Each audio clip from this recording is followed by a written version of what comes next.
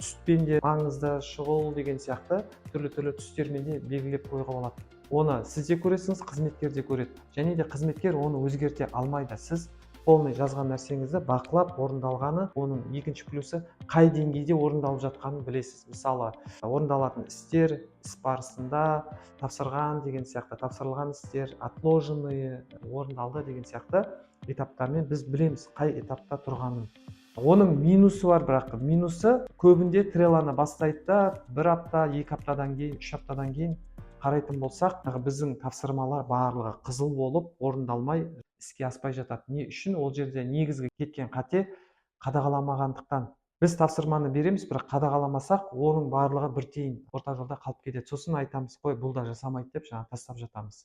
Өткенде мынандай жағдай болды. Біреуге қаржы сауаттылығына бір CoinKeeper деген программаны үйретем.